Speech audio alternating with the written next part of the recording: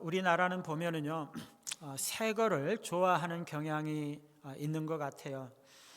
건물도 오래되고 낡으면 허물어 버리고 새로 짓습니다. 집도 오래된 것보다는 새로 지은 아파트를 선호하죠. 동네도 오래된 동네면 길도 좁고 구불구불하니까 아예 싹 밀어버리고 새로 도시 건설을 합니다. 뭐든지 새 거를 좋아하는 거죠. 그런데 제가 영국에 가서 살면서 보니까 영국 사람들은 꼭 그렇지는 않더라고요. 집도요, 새로 지은 집보다는 오래된 집을 더 좋아합니다. 건물들도 지은 지 100년, 200년, 아니 그보다 더 오래되었어도 옛날 게 좋다고 그것을 보존하고 새로 짓지 않고 그냥 사용하는 거죠.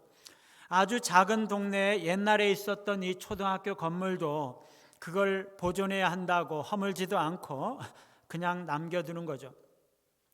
동네도 옛날의 집들을 다 헐고 새로 개발하기보다는 옛날의 형태를 그대로 보존하기를 더 좋아합니다. 여러분, 왜 그럴까요? 두 나라가 왜 이렇게 다를까요? 어쩌면 우리나라 사람들은요, 편의성과 편리함을 더 좋아하는 반면에 영국 사람들은 역사와 뿌리를 존중하는 마음이 있어서 그런 게 아닌가 생각이 되기도 합니다. 우리 교회는요, 금년이 설립 60주년이기 때문에 특히 어르신들이 많이 계세요. 지금은 너무나 연로하시고 몸이 불편하셔서 교회 예배조차 나오기 힘드셔서 집안에만 계시는 분들도 계시죠. 우리 교회는요, 이런 어르신들이 교회를 세우시고 지켜오셨기에 지금까지 존재하고 있는 것입니다. 수많은 어르신들이 과거의 교회를 위해서 헌신하고 함께 모여서 기도하고 함께 예배하고 말씀 배우고 서로를 섬기고 서로 사랑하고 함께 나누면서 살아오셨던 그 신앙과 삶이 있으셨기에 오늘날 우리 교회가 이렇게 존재하고 하나님 앞에 예배 드릴 수 있는 거죠. 우리가 역사와 뿌리를 잊어버리고 과거의 믿음의 선배들의 헌신과 수고와 섬김을 잊어버린다면 우리는 우리가 누구인가 하는 것을 바르게 이해할 수도 없고 하나님의 은혜의 역사도 모르게 되는 거죠. 오늘 우리는 어버이 주일을 맞이해서 우리의 가정과 교회 어르신들을 생각하면서 노년에 대해서 성경이 말씀하시는 것이 무엇인지 묵상하면서 은혜를 나누고자 합니다. 첫 번째로 노년의 존엄성과 영광입니다. 우리가 오늘 말씀을 다시 한번 함께 읽어보겠습니다. 레위기 19장 32절 같이 한번 읽어보겠습니다. 시작. 너는 셋머리 앞에서 일어서고 노인의 얼굴을 공경하며 내 하나님을 경외하라. 나는 여호와이니라. 아멘.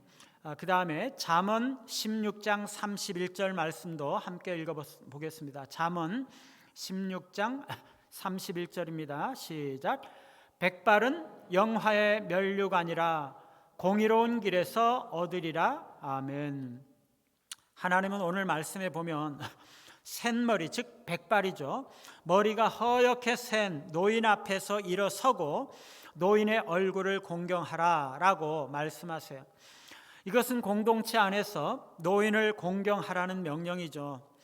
그래도 우리나라는요, 어른을 공경하는 문화가 남아 있어요. 방 안에 앉아 있더라도 어른이 들어오면은 일어서서 인사를 드리죠. 어른을 볼 때 일어서는 것은요, 어른을 공경한다는 뜻이죠.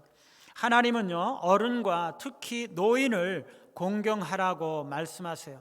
노인은요, 무시하고 가볍게 지나칠 대상이 아니라 존경과 경의를 표해야 할 대상이라는 것입니다. 이 노년은요, 쇠퇴의 시기가 아니라 오히려 가장 영광스러운 시기라는 것입니다. 성경은 백발을 영화의 면류관으로 묘사하고 있습니다. 어떤 상품이라든지 물건 혹은 심지어 어떤 조직이나 단체도 생애주기라는 게 있어요. 생애주기.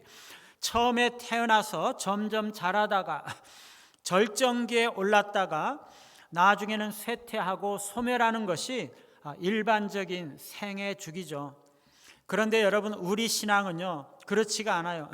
신자의 노년은요 쇠퇴의 시기가 아니라 점점 성장하는 그래프를 그려요.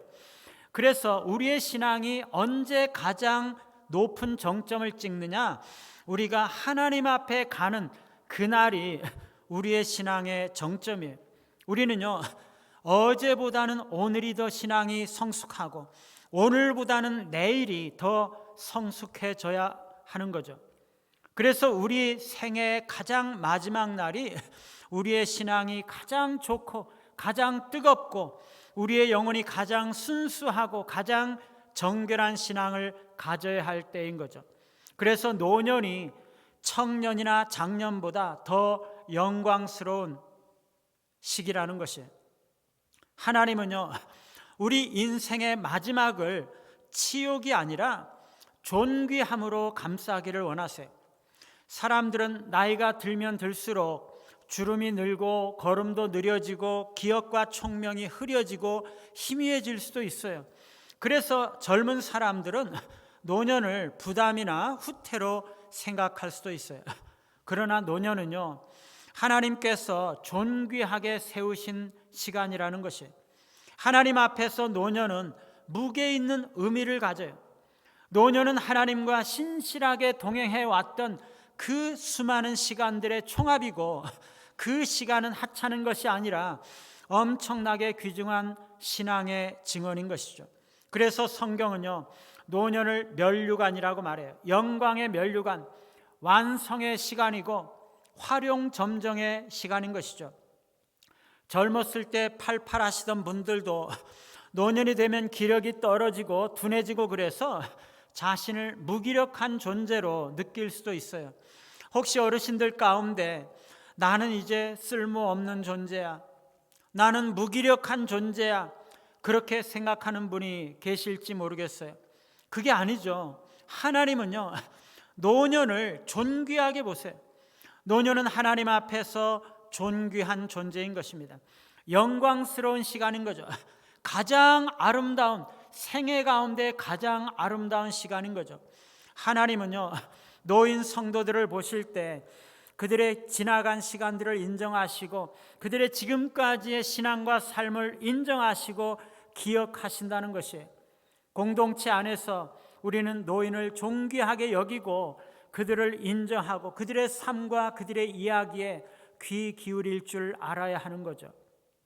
노년은요 공동체가 배움과 존경, 사랑과 순종을 드리면서 섬겨야 할 대상이에요. 오늘 레위기 말씀은요 명령형으로 주어졌죠. 너는 셋머리 앞에서 일어서고 노인의 얼굴을 공경하라. 명령형입니다. 이것은요 노인에 대한 공경의 태도가 단순히 어떤 예절이 아니라는 것이에요.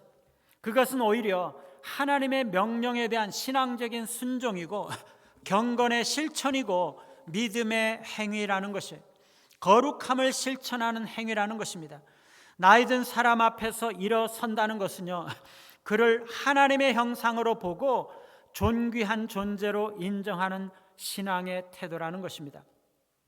여러분, 오늘 말씀에 보니까 노인 앞에서 일어서고 노인의 얼굴을 공경하라 이렇게 명령을 하시고 나서 바로 그 다음에 내 하나님을 경외하라, 나는 내 여호와니라 하는 말이 덧붙여져 있어요. 여러분, 왜 그럴까요? 그 두 가지가 연결이 된다는 것이에요. 노인을 대하는 태도는요 하나님을 대하는 태도와 연결이 된다는 것이에요. 그 두 가지가 같이 가는 것입니다. 부모를 공경하고 어르신을 존중하고 질서를 존중하고 권위에 순종하는 것은 하나님을 경외하고 하나님께 순종하는 것이에요. 왜 그렇습니까? 하나님께서 그런 질서와 명령을 주셨거든요. 하나님을 경외하고 하나님의 말씀에 순종하는 것은요 하나님께서 주신 그 권위와 질서에 순종하고 어르신들을 존중하는 것으로 나타난다는 것이에요. 그 두 가지는요 구별은 되지만 분리되는 게 아니에요. 노인을 공경하는 것은 곧 하나님을 경외하는 것이에요. 하나님을 경외하는 것은 곧 노인을 공경하는 것으로 나타난다는 것이에요. 신앙 공동체는요, 노인을 향한 존중을 통해서 하나님을 경외하는 법을 배우고 실천하는 것입니다. 노인이 존경과 배움과 순종의 대상이 되는 이유는 노년은 경건한 삶의 열매이기 때문에 그래요. 오늘 잠언 16장 31절에 보면은요, 노년은 영화의 면류관을 공의로운 길에서 얻는다라고 말씀하고 있어요. 여러분, 여기서 공의로운 길이 어디죠? 우리 영광교회 앞에 있는 동천로를 말하는 건가요? 그게 아니고 의롭고 경건한 신앙의 길을 말하는 것입니다. 오랜 시간을 신앙으로 살아왔고 의로운 삶을 살아왔기 때문에 영화로운 면류관을 얻게 되었다는 것이에요. 노년의 영광은요, 단순히 오래 살았기 때문에 주어지는 것이 아니라 경건한 삶의 열매라는 것입니다. 하나님의 은혜를 따라서 살아온 자에게 주어지는 그 영광의 표식이 바로 백발의 영광이라는 것입니다. 평생을 하나님을 경외하며 살아왔던 그 신실한 삶이 나이가 들어서 참으로 빛나게 된다는 거죠. 그런데 여러분, 같은 노년인데요, 정말 평생을 믿음으로 살아온 사람은 그 얼굴에 아름다움이 풍겨나요. 어떤 교회 사모님이요, 하도 어린 시절에 그 친구들이 보고 싶어가지고 한 번은 동창회에 나갔대. 안 나가던 동창회 마음 잡고 한 번 나갔대. 그랬더니 그 동창 남자애들이 하는 말이, 너가 우리 동창 여자애들 중에서 가장 아름다워, 그러더라는 거예요. 입이 엄청나게 벌어졌죠. 그 사모님이요, 돈이 많아서 보석으로 치장한 것도 아니고 유명 메이커의 그 옷을 입고 나간 것도 아니었는데 그냥 얼굴에서 풍겨나는 그 영혼의 빛이 정말 아름답게 비친다는 것을 그 믿지 않는 친구들도 다 보고 아는 것입니다. 여러분, 우리 어렸을 적에 그런 노래 있어요. 얼굴만 예쁘다고 여자냐, 마음이 고와야 여자지. 여러분, 그 노래 아세요? 아시죠? 네. 네. 비단 여자뿐만이 아니라 우리 모든 사람은요, 그 마음에 있는 아름다움이 얼굴에 풍겨나게 되어 있거든요. 평생을 믿음으로 살고 하나님 은혜로 살고 평생을 하나님을 경외하면서 살아왔던 사람들은 그 노년의 영혼의 아름다움이 얼굴에 나타나게 되어 있는 것이에요. 노년의 영광은요, 그냥 나오는 게 아니에요. 그것은 의로운 믿음의 길에서 얻어지는 것이고 경건한 삶의 열매로서 주어지는 하나님의 영화라는 것이에요. 공동체 안에서 노년은요, 어떤 프로그램보다도 어떤 그런 교회에 있는 어떤 것들보다도 더 귀한 자산이라는 것이에요. 교회 안에서 우리는요, 노인들을 소외시키면 안 돼요. 그들의 존재가 우리 공동체의 지혜와 안정이 되는 것이에요. 젊은 세대는요, 노인들의 삶에서 믿음의 궤적을 배우고 신앙의 깊이를 쫓아가야 하는 거죠. 은퇴한 이 성도들을 단지 쉬는 자가 아니라 믿음의 조언자로 삼고 그들의 신앙의 경륜을 배워야 되는 것이에요.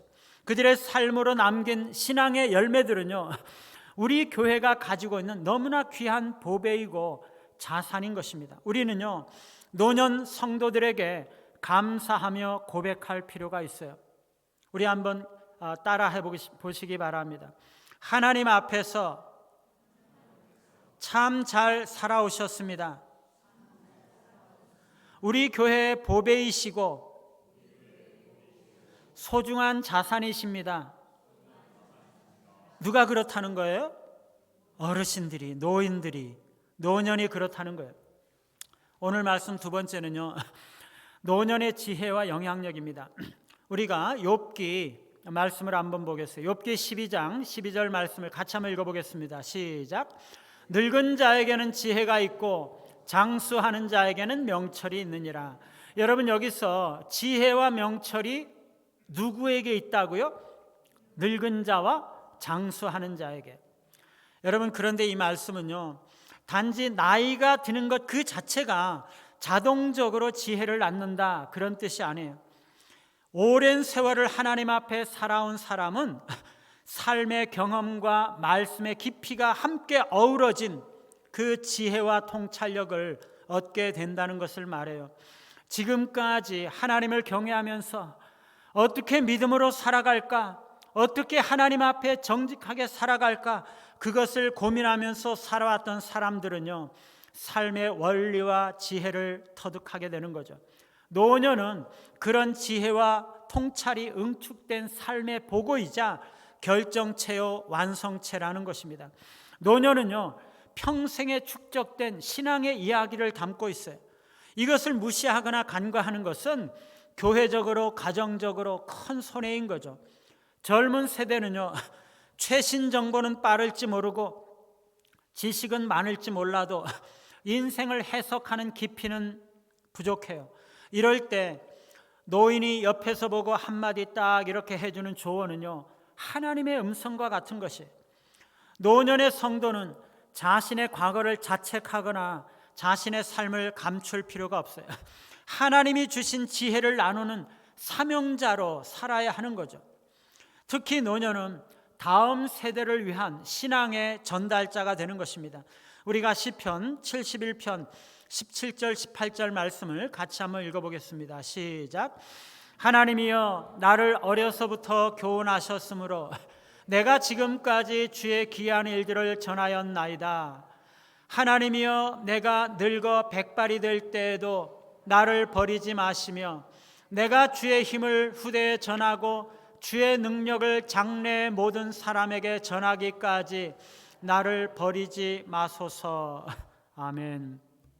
이 말씀은요, 노인의 사명을 분명하게 말씀해 주고 있어요. 그게 뭡니까? 복음과 하나님의 기이한 일들을 전하는 것이에요. 시인은요, 하나님께서 어려서부터 자신을 교훈해 오셨기 때문에 지금까지 주의 기이한 일들을 전하는 사명을 잘 감당해 왔음을 고백하고 있어요. 그래서 자신이 늙어서 백발이 될 때까지도 자신이 그렇게 신앙을 가르치고 말씀을 전하는 일을 계속하겠다고 다짐하고 있는 것이에요. 말하자면 나이가 들어서 은퇴는 있지만 사역의 중단은 없는 거죠. 오히려 노년의 가장 중요한 사명은 믿음의 유산을 다음 세대에 물려주는 일입니다. 자녀나 손주들에게 신앙의 길을 가르치는 것은요, 노년으로서 가장 우선적으로 감당해야 될 사명이에요. 젊은 세대는 단지 진리를 듣는 것만으로는 신앙을 이어가지 않습니다. 누군가의 삶 속에서 진리가 어떻게 역사했고 어떻게 진리를 살아냈는지를 볼 때 신앙이 전달이 되는 거죠.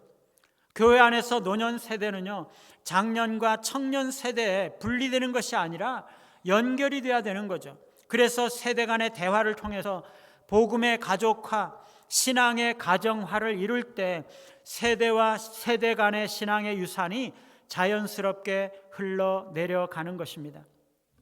오늘 시편 기자는 내가 주의 힘을 후대에 전하고 주의 능력을 장래의 모든 사람에게 전하게 해달라라고 기도하고 있습니다. 우리가 자녀들과 후손들에게 남겨줄 수 있는 유산 중에 가장 소중한 것이 뭘까요? 당연히 신앙의 유산, 기도의 유산이겠죠. 교회와 가정 안에서 우리는요, 앞 세대가 신앙과 기도에 힘썼던 것처럼 다음 세대도 신앙과 기도에 힘쓰도록 유산을 전달해야 하는 거죠. 우리 교회 어르신들도 신앙의 유산, 기도의 유산을 가지고 있어요. 우리 세대가, 그 다음에 나타나는 우리 세대가 어르신들의 신앙의 유산, 기도의 유산을 이어받아야 하는 거죠. 어르신들이 뜨거운 신앙으로 살았던 것처럼 다음 우리 세대도 그렇게 살아야 되고, 어르신들이 뜨겁게 기도했던 것처럼 다음 우리 세대도 그렇게 해야 하는 거죠. 이렇게 될 때 교회가 온전하게 세워져 가는 것입니다. 노년은요, 여전히 영향력이 있는 하나님의 통로인 것이에요. 오늘 시편 기자는 노년의 연약함을 고백하면서도 그와 동시에 하나님의 일을 위한 열망이 꺼지지 않았음을 보여주고 있어요. 시인은 하나님이여 내가 늙어 백발이 될 때까지 나를 버리지 마소서, 자신을 버리지 말아 달라고 기도하고 있어요. 여러분, 여기서 나를 버리지 마소서, 버리지 달라는 것은요, 단순히 어떤 외로움이나 삶의 어려운 문제를 위해서 기도하는 것이 아닙니다. 아직 감당할 일이 남아있다는 믿음의 선언인 거죠. 시인은요, 어려서부터 하나님의 교훈을 받은 대로 다른 사람들에게 주의 일을 전해왔던 것처럼 내가 백발이 되어서도 그 사명을 감당하겠으니 노년에도 나를 버리지 마시고 바로 그 일을 감당하게 해달라고 하나님 앞에 기도하고 있는 것이에요. 갈렙은요, 40세에 모세의 명령을 따라 가나안 땅을 정탐하고 나서 다른 정탐꾼들은 다 낙심하고 불신앙에 빠져 있을 때 성실한 마음으로 하나님의 약속을 따라서 우리가 약속의 땅에 들어갈 수 있다, 들어가서 그 땅을 취하자 담대하게 충성스럽게 보고했습니다. 그때 모세가 맹세하면서 그에게 말하죠. 내가 하나님 여호와께 충성하였으니 내가 밟는 모든 땅이 영원히 너와 내 자손의 기업이 되리라. 그리고 갈렙은요, 그 후에 45년 동안을 가나안 땅을 정복하는 일을 위해서 충성스럽게 살아왔어요. 그가 85세 노년이 되었을 때 그는 여호수아에게 말합니다. 그날에 그 40세 때 정탐꾼으로 갔던 그때를 말하는 거죠. 여호와께서 말씀하신 이 산지를 지금 내게 주소서. 당신도 그날에 들으셨거니와 그곳에는 아낙 사람이 있고 그 성읍들은 크고 견고할지라도 여호와께서 나와 함께 하시면 내가 여호와께서 말씀하신 대로 그들을 쫓아내리이다. 하나님의 사명은요, 나이와 상관이 없어요. 청년이든 장년이든 노년이든 하나님의 약속이 있으면 감당할 수 있는 거죠. 믿음으로 감당하는 것입니다.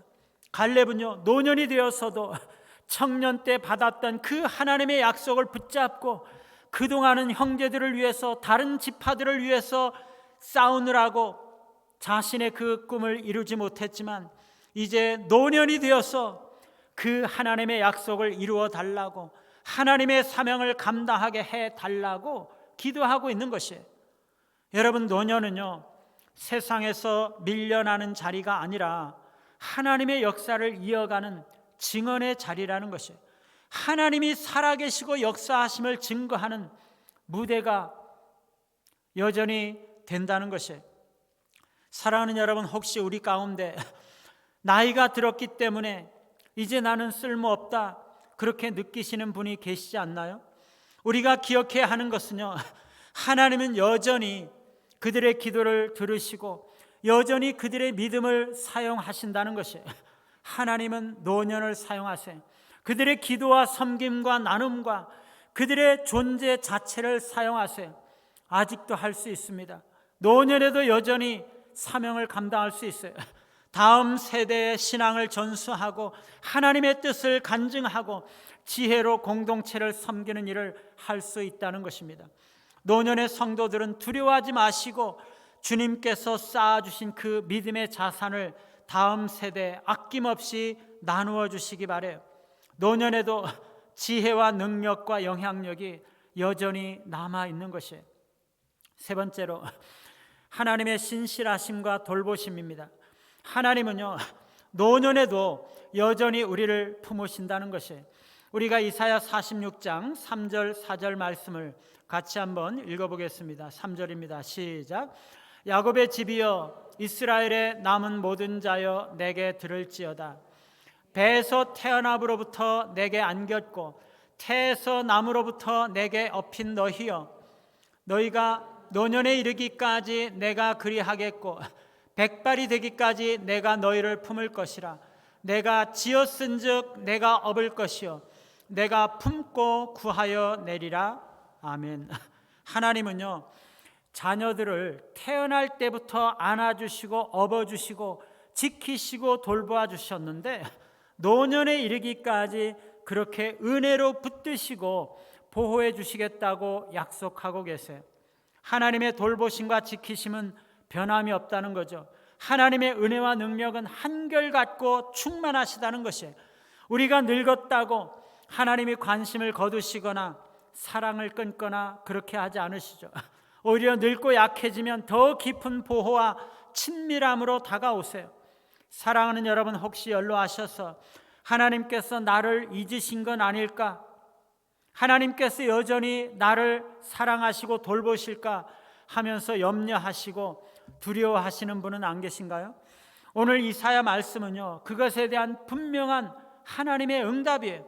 노년이 되기까지, 백발이 되기까지 결코 떠나지 않고 돌보시고 보호하시겠다고 약속하시는 거죠. 하나님은요, 우리가 어렸을 때 우리를 안으시고 업으셨던 것처럼 우리가 노년이 되어서도 여전히 우리를 안으시고 업으시겠다고 말씀하시고 계세요. 노년이 되어서 거동이 불편하고 혹시 병중에 있을지라도 하나님의 돌보심은 그런 모든 상황과 여건을 초월해서 주어진다는 것입니다. 그러면 그 자녀들은요, 부모님들이 연로하셔서 거동이 불편하면 하나님이 돌보신다니까 그냥 내버려 두어도 되겠네요? 그게 아니죠. 하나님은요, 노인들을 돌보실 때 그 자녀들을 통해서 돌보시죠. 자녀가 없으면 교회의 형제 자매들을 통해서 돌보시는 거죠. 고 정태현 권사님께서 교회에 잘 나오시다가 한 번은 안 나오셨어요. 예배 끝나고 사모랑 같이 신방했더니요, 혼자 계시는 집에서 쓰러져 계셨어요. 큰일 날 뻔했죠. 2번이나 그렇게 위급한 일을 모면하셨어요. 그게 하나님의 돌보심이죠. 자녀들뿐만 아니라 교회 식구들과 교회 식구들의 관심과 섬김을 통해서 하나님은 노인들을 돌보신다는 것이에요. 노년이 되면은요, 이제는 내가 기력도 없고 할 수 있는 일이 없다, 그렇게 생각할 수 있어요. 그런데 그게 아니에요. 우리가 이 시편 말씀, 시편 92편 14절 말씀을 다시 한번 같이 한번 읽어보겠습니다. 시편 92편 14절 시작. 그는 늙어도 여전히 결실하며 진액이 풍족하고 잎이 청청하니. 하나님의 백성은요, 노년에도 열매 맺는 삶을 사는 것이에요. 하나님은 노년에도 진액이 풍족하고 빛이 청청하게 하시고 열매를 주세요. 믿음으로 사는 하나님의 자녀들은 신체의 노쇠함이 영적인 무기력함을 의미하지 않는다는 것이에요. 오히려 하나님께 뿌리를 내린 사람은 나이가 들어도 더욱 하나님의 생명으로 공급받고 생명력이 넘치기 때문에 여전히 진액이 풍족하고 빛이 청청하고 더욱 결실하고 더욱 생생하게 하나님을 드러내는 것입니다.